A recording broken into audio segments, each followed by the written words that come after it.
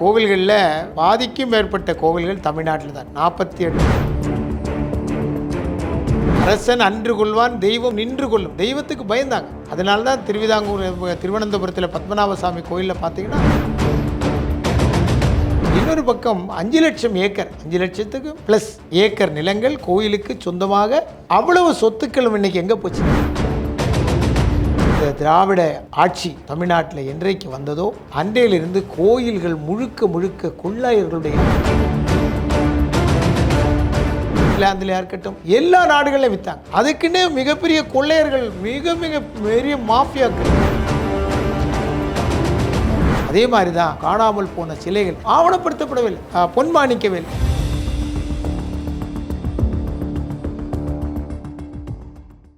ஜனம் தமிழ் நேயர்களுக்கு வணக்கம். இன்று நமது அரங்கத்திற்கு வந்திருப்பவர் பாஜக அமைப்பு சாரா மக்கள் நலப்பிரிவின் மாநில தலைவர் திரு ராதாகிருஷ்ணன் அவர்கள். அவர்களை வரவேற்று நாம் நிகழ்ச்சிக்குள் செல்வோம். வணக்கம் சார். வணக்கம் மேடம். இந்து அறநிலையத்துறையின் செயல்பாடு எப்படி இருக்கிறது? முக்கால்வாசி மக்களுடைய கருத்து என்னவா இருக்குன்னா, பக்தர்களின் காணிக்கையை கொண்டு தான் இத்தனை ஆயிரம் கோயில்களை கும்பாபிஷேகம் பண்ணாங்க, அரசாங்கம் எடுத்து பண்ணலை அப்படின்ற ஒரு குற்றச்சாட்டும் இருக்குது. இன்னொரு பக்கம் பார்த்தீங்கன்னா பல கோயில்கள் இடிக்கப்பட்டிருக்கு. இதெல்லாம் எதனால நீங்கள் நினைக்கிறீங்க? நம்முடைய இந்தியா முழுக்க, நாடு முழுக்க நாம் கோவில்களுடைய எண்ணிக்கை எடுத்து பார்த்தோம்னு சொன்னால், மொத்த கோவில்களில் பாதிக்கும் மேற்பட்ட கோவில்கள் தமிழ்நாட்டில் தான். 48,000 கோயில் தமிழ்நாட்டில் தான் இருக்குது. மிகப்பெரிய மிக மிக பிரமாண்டமான கோவில்கள் எல்லாம் தமிழ்நாட்டில் தான் இருக்குது. வானளாவிய கோபுரங்களை கொண்ட திருவண்ணாமலை கோயில், ஸ்ரீரங்கம் கோயில், ஸ்ரீவல்லிபுத்தூர் கோவில், மதுரை மீனாட்சி அம்மன் கோயில், இப்படி சொல்லிகிட்டே போகலாம். மிகப்பெரிய கோவில்கள் எல்லாமே இந்த நாட்டை ஆட்சி செய்த மன்னர்கள். இவர்கள் அந்த ஒரு தெய்வ நம்பிக்கையோடு, தெய்வம் தண்டிக்கும்னு பயந்தாங்க. அரசன் அன்று கொள்வான், தெய்வம் நின்று கொள்ளும். தெய்வத்துக்கு பயந்தாங்க. அதனால தான் திருவனந்தபுரத்தில் பத்மநாபசாமி கோயிலில் பார்த்தீங்கன்னா, நீங்கள் தோண்ட தங்கம், வைடூரியங்கள், மரகதம். பழனி கோயிலெல்லாம் பார்த்திங்கன்னா மரகத்தினாலான தெய்வம். எல்லா சிலைகளும், கோவில் சிலைகள் எல்லாம் தங்கத்தினால, வெள்ளியினால், வைரத்தினால் செய்யப்பட்ட சிலைகள். அங்கே கோவில்களுடைய சொத்துக்கள். இது ஒரு பக்கம். இன்னொரு பக்கம் 5 லட்சம் ஏக்கர், 5 லட்சத்துக்கு ப்ளஸ் ஏக்கர் நிலங்கள் கோயிலுக்கு சொந்தமாக எழுதி வச்சாங்க.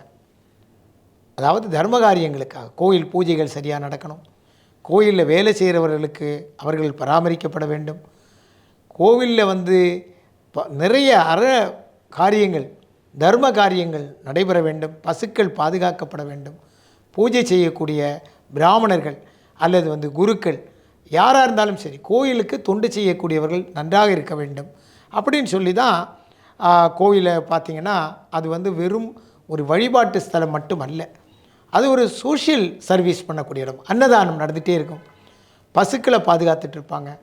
அங்கே பார்த்திங்கன்னா கோயிலுக்கு வெளியே பார்த்திங்கன்னா அக்ரஹாரம், அந்த கோயிலில் பூஜை பண்ணுறவங்களுக்கான வீடுகள், அவர்களை பராமரிக்கணும், பாதுகாக்கணும். இப்படிப்பட்ட எல்லா ஏற்பாடுகளையும் நம்முடைய முன்னோர்கள் செய்து வைத்திருந்தார். அவ்வளவு சொத்துக்களும் இன்றைக்கி எங்கே போச்சு? 5 lakhs ப்ளஸ் அவ்வளவு ஏக்கர் நிலத்தில் இன்றைக்கி 3 லட்சத்து சில்லறை தான் இருக்குது. மீதி இடமெல்லாம் எங்கே போச்சு? எவ்வளோ பெரிய கட்டிடங்களை கட்டி வைத்து அதில் வரக்கூடிய வாடகையினால் இந்த தர்ம காரியங்கள் நடக்கணும்னு சொல்லி பண்ணி வச்சாங்க. அந்த பில்டிங்ஸ் எல்லாம் வாடகை வருதா? குத்தகைக்கு இடங்களை விட்டு குத்தகையை சரியாக வசூலிச்சிருக்கிறாங்களா? இந்த திராவிட ஆட்சி தமிழ்நாட்டில் என்றைக்கு வந்ததோ அன்றையிலிருந்து கோயில்கள் முழுக்க முழுக்க கொள்ளையர்களுடைய கூடாரமாக மாறி கோவிலுடைய இடங்களையெல்லாம் பிளாட் போட்டு விற்றாங்க. இல்லைன்னா சும்மா அவன் கட்சிக்காரனுக்கு சும்மா கொடுக்குற மாதிரி ஒரு கடை இருக்கும், அந்த கடையில் ஒருத்தன் இருப்பான், அவரே என்ன பண்ணுவார், இன்னொருத்தருக்கு அதை விடும்பொழுது அவர் ஒரு அமௌண்ட்டை வாங்கிப்பார். பகடி, அது பேர் பகடி. நம்மளாம் கொலோக்கியலாக பேசணும்னா ஒரு 10,000 ரூபா 20,000 ரூபா அட்வான்ஸ் கொடுத்து அந்த கடையை எடுத்துருப்பார். இன்னொருத்தருக்கு அவர் அரசாங்கத்துக்கு தெரியாமலேயே ஒரு 5 லட்ச ரூபா வாங்கிட்டு அவர் பாட்டு போயிடுவார். இதெல்லாம் கோவில் இடத்துல தான் நடக்குது. இப்படிப்பட்ட ஒரு கொள்ளையர்களுடைய கூடாரமாக கோவில்கள் மாறிச்சு. மற்ற எந்த மதத்திலேயாவது இந்து மதத்தை மற்ற மதத்தை நம்ம ஒன்றும் விமர்சிக்க சொல்லலை. எந்த மதத்தினுடைய வழிபாட்டு ஸ்தலங்களையோ அல்லது வேறு எந்த மதத்தினுடைய அவர்களுடைய சொத்துக்களையோ இந்த அரசாங்கம் அவர்கள் பக்கத்துலேயாவது போக முடியுமா? அப்போது அப்படி போச்சுன்னா அவங்களாம் சும்மா இருப்பாங்களா? எவ்வளோ பெரிய போராட்டங்கள் நடத்துவாங்க, எவ்வளோ பெரிய வன்முறையில் ஈடுபடுவாங்க. அப்போ அதற்கெல்லாம் பயந்து அவங்க பக்கம் போகவே இல்லை. கோவில்களுடைய சொத்துக்கள் இன்றைக்கி அத்தனையுமே தெய்வ விக்கிரகங்கள் எல்லாம் கடத்தப்பட்டு வெளிநாடுகளுக்கு விற்கப்பட்டு பல பல லட்சம் கோடி, அமெரிக்காவிலையாக இருக்கட்டும் இல்லை இங்கிலாந்துலையாக இருக்கட்டும், எல்லா நாடுகளிலும் விற்றாங்க. அதுக்குன்னு மிகப்பெரிய கொள்ளையர்கள், மிக மிக பெரிய மாஃபியாக்கள் இங்கே இருந்தாங்க, கொள்ளையடித்தாங்க. அவ்வளவு பல லட்சம் கோடி ரூபா அந்த சிலைகளுடைய மதிப்பு. சிலைகளை கொஞ்சம் மீட்டுட்டு வந்திருப்பாங்க, அதையும் எங்கே கொண்டு வச்சுருக்கிறாங்க? இன்றைக்கி மியூசியத்தில் இருக்குது. ஒரு தெய்வ சிலையை செய்கிற பொழுது அது ஒரு வழிபாட்டுக்காக தானே பண்ணுறோம். அந்த வழிபாட்டுக்குரிய சிலை எங்கே இருக்குது? காட்சி பொருளாக மாறி மியூசியங்களில் இருக்குது.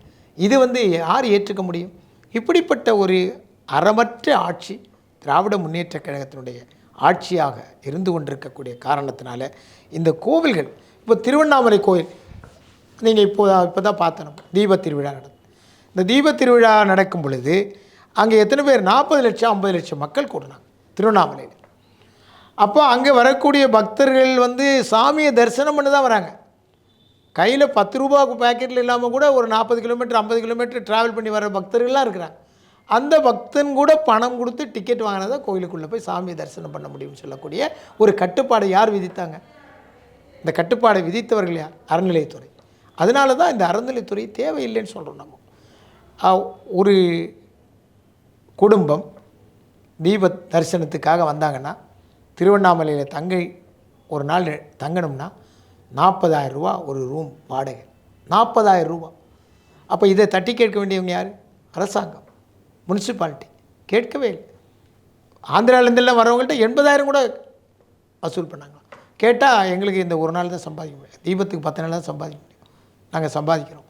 இப்படி கோவில்களை வைத்து தவறான முறையில் அந்த வழிபாடுகள், அதை தவிர மற்ற எல்லா விஷயங்களும் அங்கே தவறான முறையில் தான் இந்த அரசாங்கம் நடத்தி நாங்கள் இவ்வளோ கோயில் நிலத்தை மீட்டுட்டோம், நாங்கள் இவ்வளோ வசதிகளை பண்ணி கொடுத்துருக்கோம். எந்த கோயில்? ஸ்ரீரங்கம் கோயிலாக இருந்தால் அங்கேயும் அதே மாதிரி தான் 4,000 ரூபா 5,000 ரூபா அங்கே தரிசனத்துக்காக முறையற்ற வகையில் ஒரு ரிசிப்ட்டும் கிடையாது. திருச்செந்தூரில் ஒரு பக்தர் தன்னந்தனே கத்துறாரு, ஏங்க இதுக்கு பில்லும் கிடையாது ஒன்றும் கிடையாது, எதுக்குங்க நீங்கள் 2,000 ரூபா கேட்குறீங்க? ஒருத்தர் அவர் பேசவே இல்லை. 2-3 பேர் நிற்கிறாங்க, பணத்தை வாங்கி பேக்கில் போட்டுக்கிறாங்க, உள்ளே அனுப்பிடுறாங்க. இதுதான் நடந்துட்டுருக்கு. அப்போது எல்லா இடங்களிலேயும் எல்லா கோயில்களும் அங்கே வரக்கூடிய காணிக்கைகள், அங்கே வரக்கூடிய தங்கத்தில் கொண்டு கொடுப்பாங்க. நேர்ச்சைகள் கோயிலில் ஏதோ ஒரு பிரார்த்தனை பண்ணுவாங்க, தங்கத்தை கொண்டு கொடுப்பாங்க. எந்த ரிசிப்ட்டும் கிடையாது. அங்கே இருக்கக்கூடிய அதிகாரிகள் யார்? பக்தர்களா? ஒன்றும் கிடையாது. ஏன் கோயிலுக்குள்ளே போய் ஆஃபீஸ் வச்சுருக்கேன்? கோயிலுக்குள்ளே ஆஃபீஸ் வைக்கிறதுக்கு உனக்கு யார் அதிகாரம் தந்தது? அரசாங்க அலுவலகம் இருக்க வேண்டிய இடம் பொது இடம், கோயிலுக்கு வெளியே. கோயிலுக்கு உள்ளே மாற்று மதங்களை சார்ந்தவர்கள் கூட அதிகாரிகளாக வந்துடுறாங்க. தட்டி கேட்பதற்கு இந்துக்களுக்கு நாதி இல்லை, போராடணும்னு சொல்லக்கூடிய அந்த சமய உணர்வு இல்லை, பக்தி. ஒரு இடத்துல ஒரு வாசல் வழியாக பக்தர் உள்ளே போகிற வேடிக்கையாக கூட சொல்லுவோம். உள்ளே போய் சாமி கும்பிடுவார், சாமி வழிபாடெல்லாம் பண்ணிவிட்டு விபூதி வச்சுட்டு அந்த வாசல் வழியாக வரும்பொழுது அவர் எந்த வாசல் வழியாக போனாரோ அந்த வாசலை இடிச்சிட்டு இருந்தால் கூட நம்ம கோயில் வாசலாச்சே, இதை இடிக்கிறாங்களே, நம்ம கேட்கணுமே அப்படின்னு சொல்லக்கூடிய உணர்வற்ற ஒரு சமுதாயமாக இந்த இந்து சமுதாயம் இருந்து கொண்டிருக்கக்கூடிய ஒரு காரணத்தினால அரசியல்வாதிகளுடைய பிடியில் கோவில்கள் சிக்கி சீரழிந்து சின்னாபின்னமாகி இனி ஒரு காலம் அடுத்த ஒரு சந்ததி வருகிற பொழுது இந்த கோயில்களை பற்றி ராஜராஜ சோழன் கட்டி வைத்த தஞ்சை பெரிய கோவில் அந்த வரலாறுகள் மறைந்து போகுமோ என்ற ஒரு பயம் இருக்கிறது. அதே மாதிரி தான் இந்த கோவில் சிலைகள் எல்லாம் காணாமல் போன சிலைகள் ஆவணப்படுத்தப்படவில்லை. பொன்மாணிக்கவேல் அவர் தானே சிலை கடத்தல் பிரிவினுடைய ஐஜியாக இருந்தார். அவர் எவ்வளோ குமரி பேசுகிறார், அவருடைய இதெல்லாம் யூடியூப் இதெல்லாம் நிறைய பேசுகிறார், அவர் உணர்வுபூர்வமாக பேசுகிறார். அதெல்லாம் யார் கேட்குறாங்க? அவருக்கு எல்லாமே எல்லா விஷயம் தெரிந்து பேசக்கூடிய ஒரு மனிதர். எனக்கு சிலை கடத்தலை பற்றி என்ன நாலேஜ் இருக்கும், ஆனால் அவர் ஐஜியாக இருந்தவர், சிலை தடுப்பு அந்த அதனுடைய ஐஜியாக இருந்தவர், அவருக்கு எல்லா இன்ஃபர்மேஷன்ஸும் தெரியும். அவர் பேசக்கூடிய விஷயங்கள், இந்த கோயிலில் இவ்வளோ கொள்ளை போயிடுச்சு, இந்த கோயிலில் இவ்வளவு திருட்டு போயிருக்கு, இவ்வளவு நிலங்களை காணோம், இவங்கெல்லாம் கொள்ளையடிச்சு பண்ணலாம் வெயிலில் வந்துட்டான், சிலையை திருடி வெளிநாடுகளுக்கு விற்று பல ஆயிரம் கோடி சம்பாதித்த பல பேர்கள்லாம் அவர் சொல்கிறார். அந்த பெயர்கள் அவங்கெல்லாம் வந்து பெயிலில் வந்துடுறாங்க. பங்கு யாருக்கு? அதிகாரிகளுக்கு பங்கு, அரசியல்வாதிகளுக்கு பங்கு. இந்த பங்கு தெய்வம் வந்து அதுதான் சொல்லும், சிவன் சொத்து குலநாசம். அதனால் யார் யாரெல்லாம் கோயில் சொத்துக்களை கொள்ளையடித்தார்களோ அவர்கள் மட்டும் இல்லை, அவர்களுடைய வழி வரக்கூடிய வம்சத்தில் வரக்கூடியவர்கள் கூட நன்றாக இருக்க மாட்டார்கள் அப்படின்னு நம்முடைய சமயம் சொல்லுது, நான் சொல்லலை. கண்டிப்பாக சார். பல தகவல்களை ஜனம் தமிழ் நேயர்களுக்காக உங்கள் நேரத்தை ஒதுக்கி இங்கு வந்து பகிர்ந்தமைக்கு மிக்க நன்றி. வணக்கம். நன்றி, வணக்கம். நேயர்களை மற்றும் ஒரு நிகழ்ச்சியில் சந்திப்போம். வணக்கம்.